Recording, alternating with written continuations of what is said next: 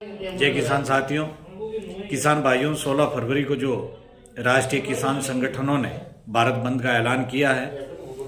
पूरे देश में ब्लॉक, जिला और देश के तमाम क्षेत्र उस दिन किसान एक दिन की हड़ताल रखेंगे। उस दिन किसान न तो कोई चीज खरीदेंगे, ना ही कोई अपना सामान बेचेंगे। पूर्ण रूप से हड़ताल होगी।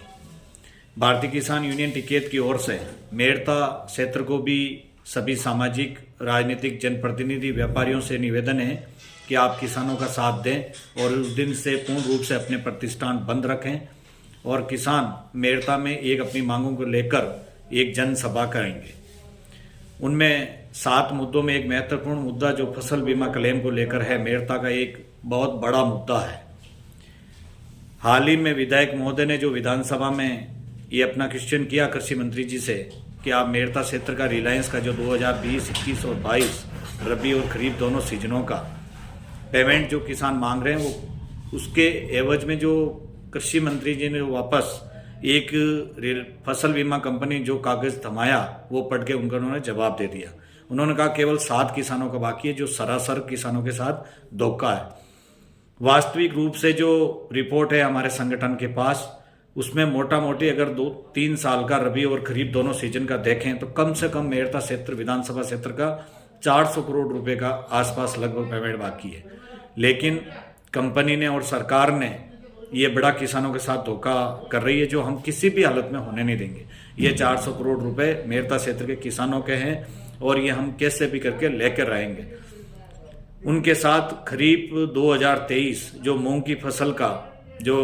एग्रीकल्चर इंश्योरेंस कंपनी का समय को हुए 4 महीना हो गए, लेकिन आज तक कोई भी बीमा को लेकर कोई भी आगे की कार्रवाई नहीं हुई है। तो एग्रीकल्चर से भी हम सरकार से निवेदन करते हैं कि वो हमें जल्दी बीमा दिलवाएं और जितना समय 2 महीने का जो नियम है उनसे ऊपर हुआ वो किसानों को ब्याज सहित वो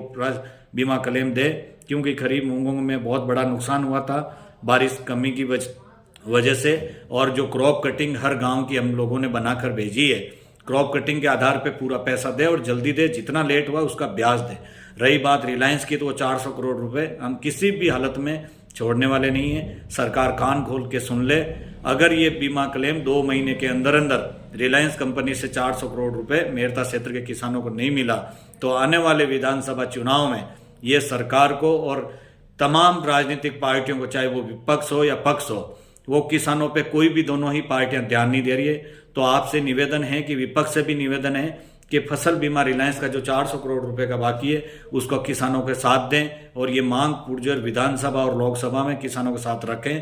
पक्ष में। और सरकार जो अब डबल इंजन की सरकार है, वो समय रहते ये 400 करोड़ रुपए और एग्रीकल्चर इंश्योरेंस कंपनी 2023 का